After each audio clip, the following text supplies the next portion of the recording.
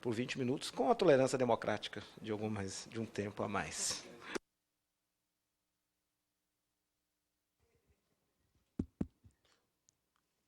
Boa tarde. Salve! Satisfação, muito obrigado pelo convite. Eu também vou ficar aqui na frente. Eu sou Douglas Belchior, sou professor de escola pública, de cursinho popular, sou militante do Movimento Negro em São Paulo, de uma organização chamada UNEAFRO, que está aí nessa foto bonita no slide. Eu tenho poucos jornais, quem se eventualmente se interessar, quiser saber mais, no final a gente tem alguns. Quero agradecer o convite do deputado Reginaldo Gomes, agradecer o Daniel Cerqueira, professor, que me adiantou muito do que eu falaria aqui, me ajudou a desenrolar o meio de campo, porque assim eu consigo falar mais da política, que é algo que acho importante, e cumprimentar a Débora Silva, que é uma das pessoas que me inspirou a entrar nessa luta anos atrás, a partir do caso mais emblemático contemporâneo da ação violenta do Estado, que foi os crimes de maio de 2006, sobre o qual eu não vou falar, não vou citar, porque sei que ela fará com muito mais propriedade.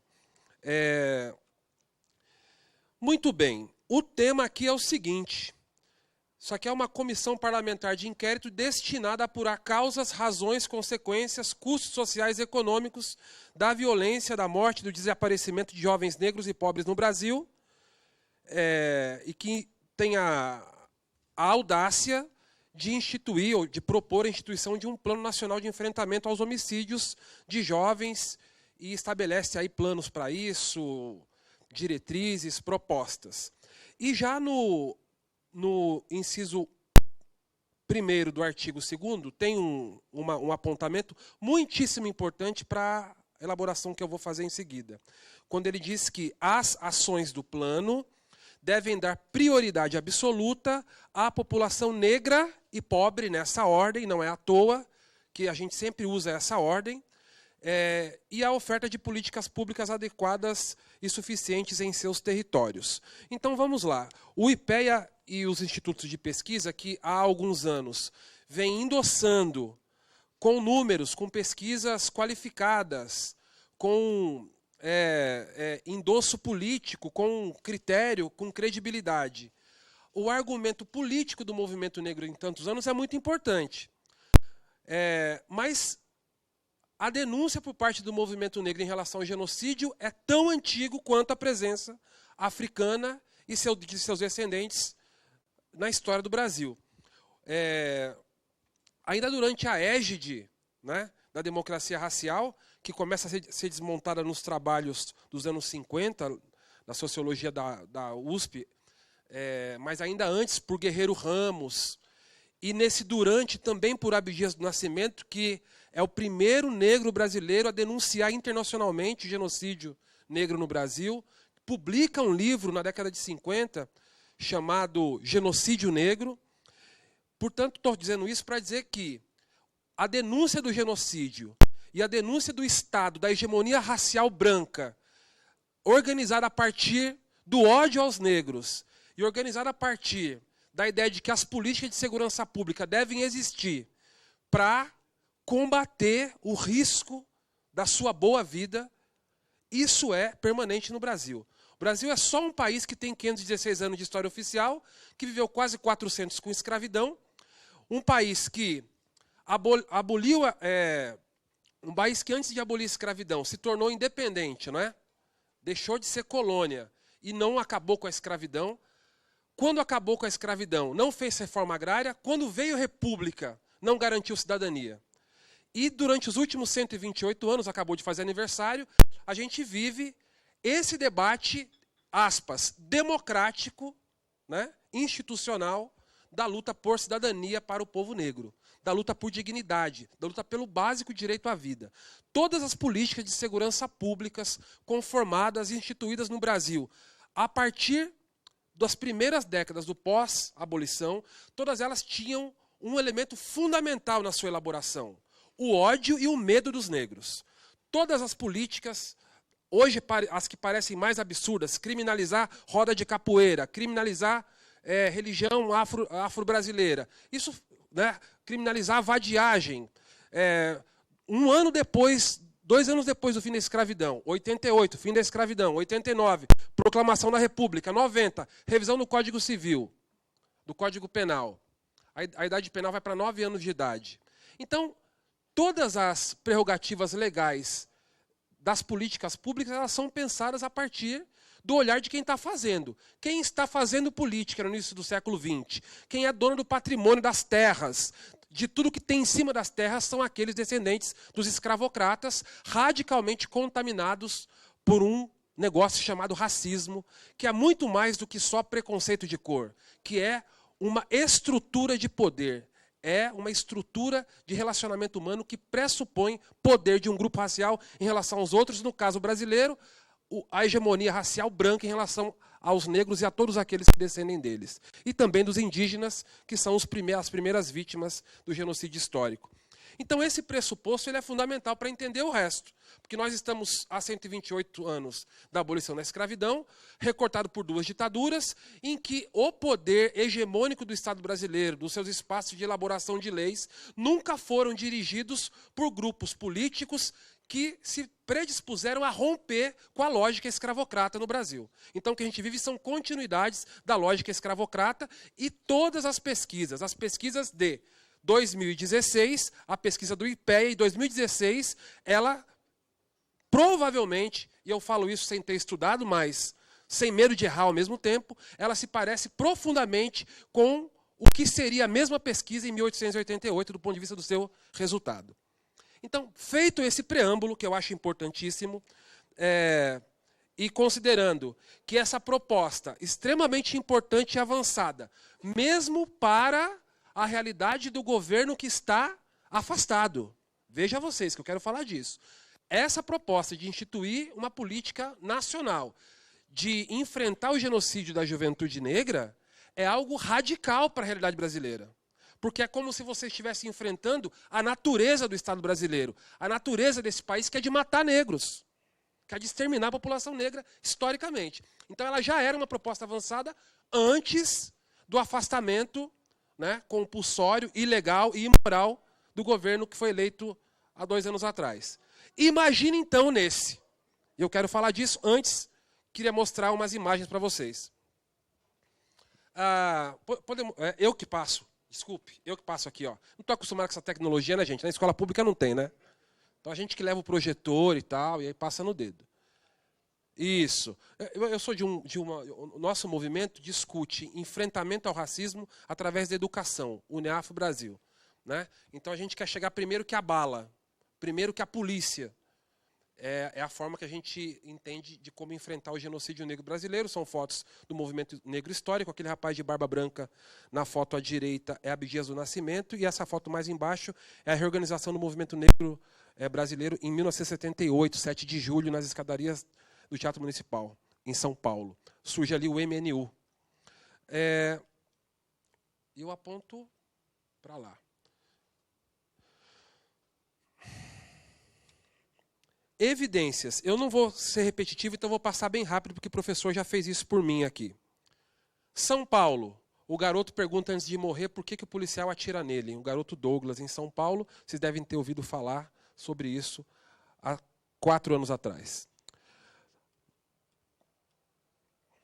O garoto negro amarrado no poste. A personagem da fala preconceituosa e racista da Sherazade, quando ela pede para levar para casa. Se você ficar com dó, leva para casa. 2 fotos emblemáticas que, de alguma maneira, são pressupostos do genocídio. Né? Eu poderia, se desse tempo, brincar com vocês para pedir para adivinhar. Né? Daria para adivinhar?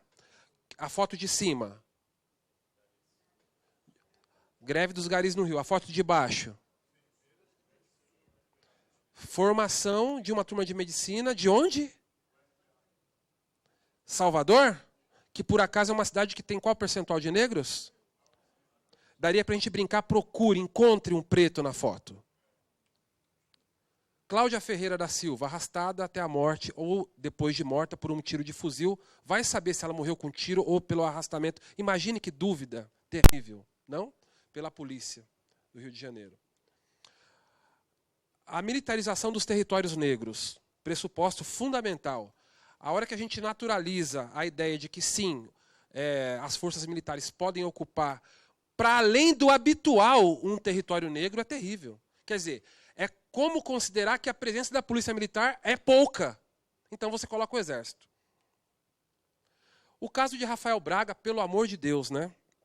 O caso de Rafael Braga tem uma frase que o Movimento do Rio tem utilizado, que eu quero repetir aqui porque está gravando. Com Dilma ou sem Dilma, com Temer ou sem Temer, com novas eleições ou não, Rafael Braga continua preso injustamente. E a gente vai lembrar que ele é o cara preso, o único preso político das manifestações de 2013, 2 flagrantes forjados, e continua preso no Rio de Janeiro.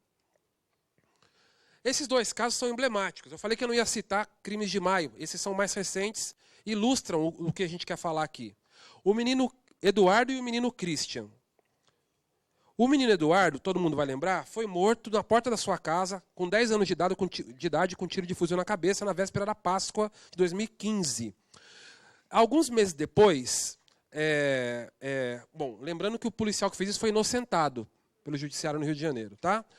8 meses depois, setembro de 2015, alguns meses depois, o Christian Soares, que é um garoto o de cima, o garoto, então, o Eduardo é o de baixo, que inclusive, para justificar o assassinato brutal, circulou pela internet fotos dizendo que aquele rapazinho, aquele garoto com um fuzil seria, então, o menino, quando não, na verdade não era, certo? Meses depois, o menino Christian foi assassinado em Manguinhos, com 12 anos de idade. Quando aconteceu a morte do menino Eduardo, o Pezão, governador do Rio de Janeiro, respondeu à pressão da mídia, à pressão dos movimentos, da seguinte maneira: realmente o morro está inseguro, nós vamos entrar mais forte e com mais homens. Na morte do garoto Eduardo. Meses depois, a morte do segundo garoto, em situação parecida. Nos últimos 10 anos, mais de 50 crianças foram mortas no Rio de Janeiro. No país, foram 82 crianças mortas de até 14 anos, num total de 73% de crianças negras mortas pelas polícias, por forças militares. Esses são números de 2015. Tem um exercício aí, presta atenção. O caso radicalmente emblemático dos 111 tiros que assassinaram aí o Roberto, de 16 anos, e o Carlos com 16, o Cleiton e o Wesley com 20 e o Wilton com 20 também. Foram fuzilados com 108. Assim, em que país do mundo acontece uma situação dessa e não para tudo? No Brasil. E esse aqui, eu não estou seguindo uma ordem cronológica, mas esse aqui é o caso de Cabula, que é outro caso emblemático contemporâneo. Tudo bem? Estão cansados de ver mortos? Tá tranquilo, né? Então, beleza.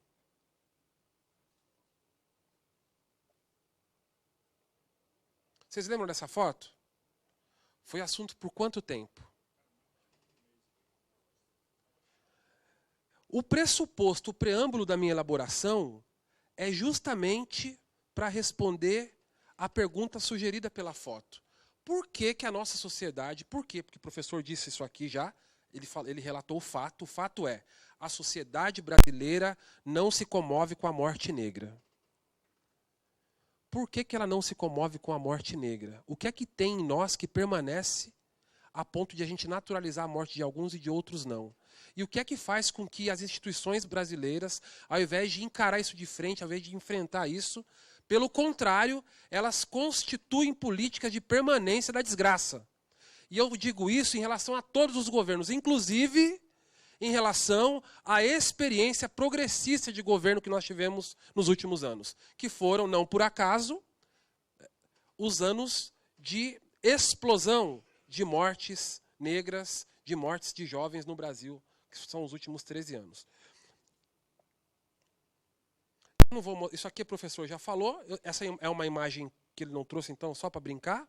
Isso aqui, como a gente está numa sala super apurada, não precisa de muito tempo para fazer a leitura, né? Eu gostaria realmente, então veja, a gente podia brincar aqui, né? Gente, essa imagem ela é bem mais antiga do que a briga do impeachment ou não impeachment, do golpe ou não golpe, do PT, com o PSDB, com os coxinhas. Então, esse negócio de vermelho e azul não tem a ver com o contexto agora, tá bom?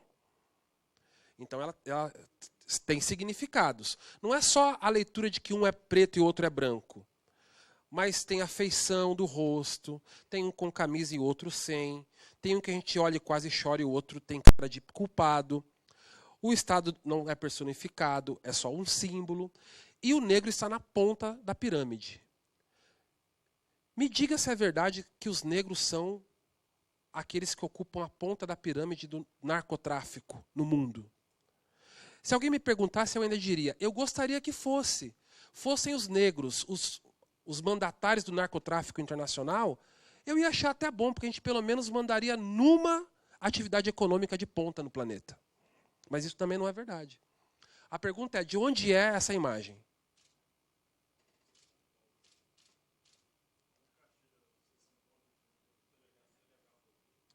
O senhor tem essa informação, professor? Essa imagem? Tinha visto, professor Daniel? Pois é. É de uma apostila de curso de formação da Polícia Militar do Rio de Janeiro. Essa daqui é super conhecida, era só para ilustrar algo que o professor já falou. A questão do racismo institucional, que ele só é uma maneira de dizer que as instituições promovem a ação corriqueira que a gente conhece há 500 anos. Essa ordem é de 21 de dezembro de 2012. Era escravidão? 21 de dezembro de 2012? Era ditadura militar? 21 de dezembro de 2012? Para as famílias dos jovens mortos por essa operação ou para a família dos jovens esculachados nas batidas policiais. Por essa operação, faz alguma diferença viver em democracia, ditadura ou escravidão?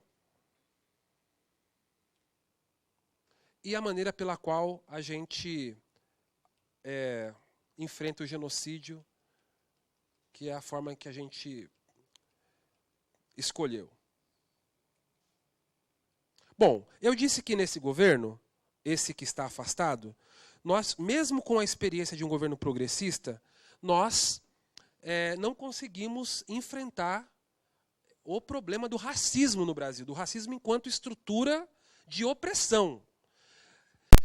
A partir daquilo que estrutura e daquilo que é mais radical na ação racial, na ação pró-hegemonia branca no Brasil, que é as ações do Estado armado, as ações a partir das políticas de segurança pública, no que tange a esse campo, nós não avançamos e não enfrentamos em nada. Pelo contrário, nós recuamos e as políticas ficaram mais repressivas, mais violentas contra o povo. É verdade que, por outro lado, do ponto de vista dos direitos, e o Estado tem essa prerrogativa, ele elabora, formula ações para a garantia de direitos e também para a repressão, para a ordem pública, para os cuidados com a normativa e as relações nas cidades, no campo. Ok, são duas frentes, eu estou dividindo em duas frentes. Uma coisa é a ação do Estado no sentido de garantia de direitos sociais, econômicos, políticos. E a outra, o braço que organiza isso tudo, que de alguma maneira dá segurança para as vontades de quem dirige esse Estado, é o seu braço armado.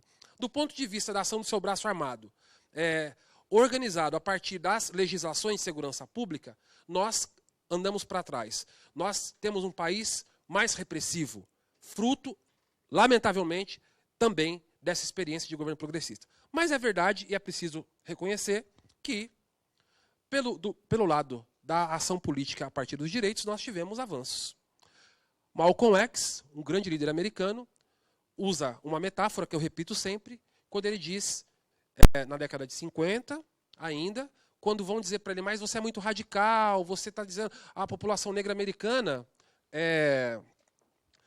está vivendo avanços e tal. E aí ele respondia, avanços? O que é um avanço? É possível você cravar um punhal de 9 polegadas nas costas de uma pessoa, arrancar 2 polegadas para fora e chamar isso de avanço? Esse é o avanço. Talvez 1, 2 polegadas na espada cravada nas costas da população negra brasileira do ponto de vista histórico. Esse é o avanço. A espada continua cravada, a ferida continua aberta, a violência continua sendo norma para a população negra brasileira.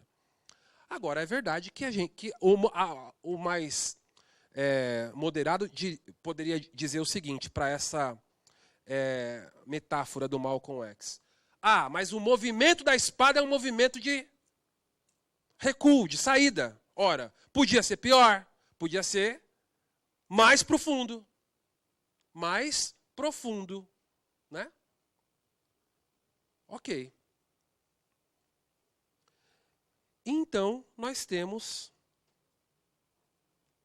a conjuntura, eu vou terminar agora, da elaboração de um plano desse, uma audiência pública como essa, hoje, que é dia 24 de maio de 2016.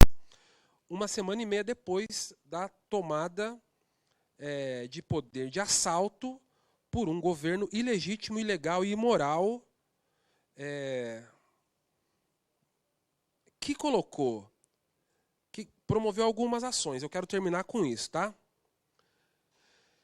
Que nos seus primeiros dias de governo, promoveu ações que o Brasil inteiro está discutindo, que são ações de radical retrocesso do ponto de vista daquilo que a gente avançou nos últimos anos, dos direitos sociais, dos direitos, né, econômicos, etc. Mas, sobretudo, dos direitos sociais.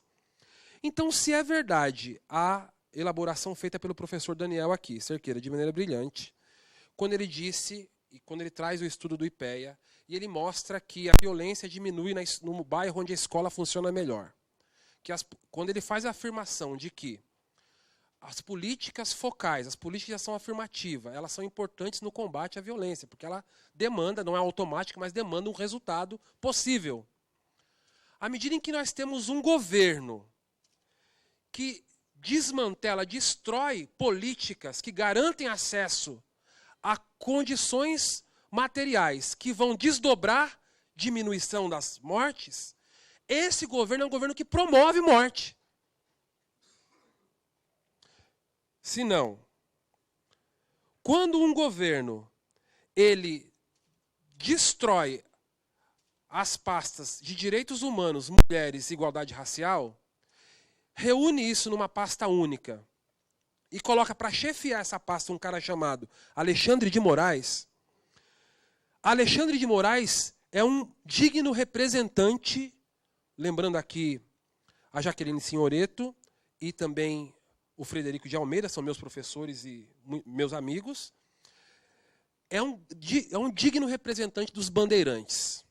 O que é que faz Alexandre de Moraes merecer virar ministro da Justiça, tendo como presente cuidar das pastas da igualdade racial, das mulheres e direitos humanos? Quem é esse cara? O que ele fez para merecer isso? Ele é o cara que, no último ano, na gestão da Polícia e da Segurança Pública de São Paulo, fez explodir o número de mortos por policiais. Evidentemente que eu anotei isso aqui. Só na capital de São Paulo foram 412 mortes por policiais em 2015. 798 em todo o estado. Aumento das chacinas, sobre a sua égide, 2 grandes chacinas, a de Osasco e Barueri, que ele, inclusive, ajudou a não ser investigada. O problema da transparência, da maquiagem dos dados. O que fez esse cara merecer virar ministro é o fato dele ser bruto, dele ser brutal, dele ser violento, dele ser um verdadeiro bandeirante. É sobre a égide política, a direção política desse cara, que promove política pública que alimenta o genocídio negro, que a pasta da igualdade racial vai responder. Olha que incoerência absurda. É para esse sujeito que promove uma política pública violenta nos bairros pobres, que a pasta da igualdade, ou da questão das mulheres, que teve um aumento brutal do encarceramento, inclusive maior proporcionalmente do que o encarceramento de homens, que essa pasta vai responder. Um governo que propõe aumentar o tempo mínimo de idade para a aposentadoria, esse governo está atingindo que povo? Qual é o povo que mais precisa de aposentadoria para sobreviver? e que vai ser atingido com essa política. Um governo que anula a construção de mais de 11 mil casas populares, o que levou a um protesto em São Paulo, há 2 dias atrás, que a polícia, a mando do Temer, do Alckmin e do Alexandre de Moraes, mandou tirar feito ratos da rua, com bomba de gás, bomba de efeito moral, gás lacrimogênio e água, né? Aquele jato de água do bombeiro, como se fosse bichos das imediações do Alto de Pinheiros, porque ali não é lugar para gente preta, porque aquilo ali é um bairro de brancos, um bairro onde não se permite a presença negra. Então, um governo que propõe a diminuição do SUS, quando o SUS não dá conta de atender a demanda da população, quem é que usa o SUS nesse país? Quem é que depende do SUS para sobreviver, para cuidar da saúde? De novo, é a população negra.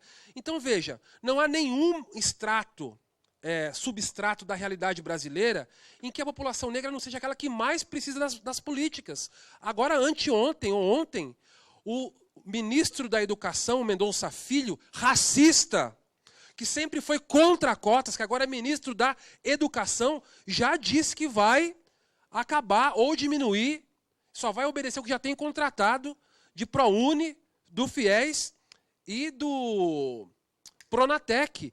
Qual é o grupo beneficiado historicamente por essa política pela primeira vez na história do Brasil?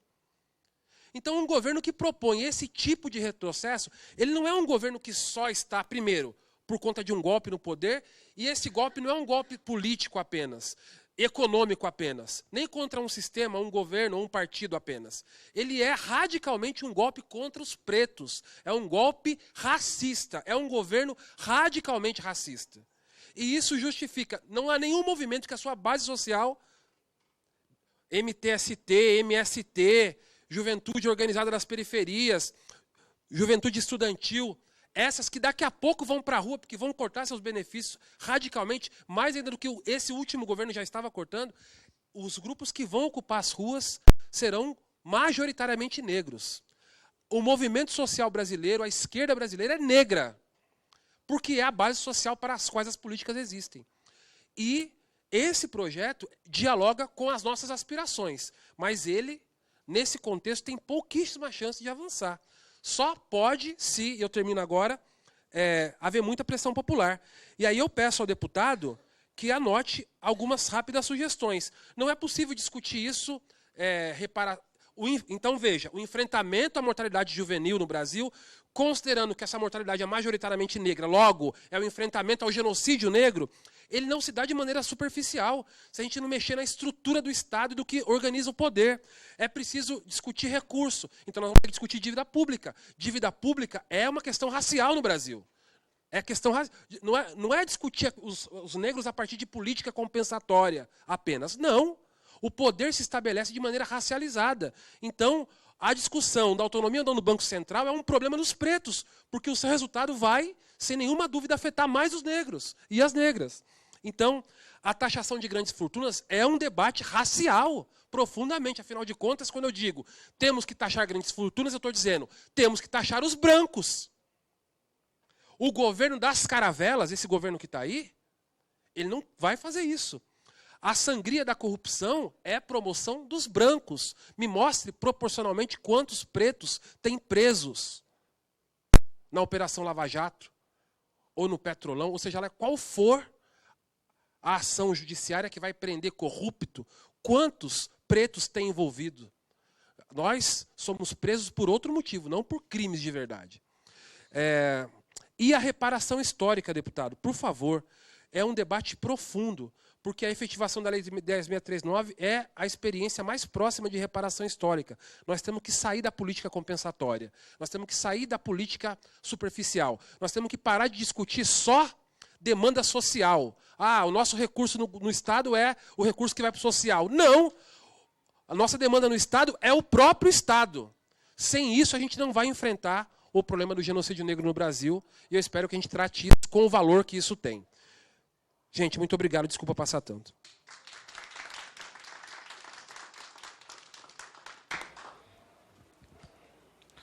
Muito obrigado, Douglas, Belchior. Quero dizer que várias suas colocações preocupações foram frutos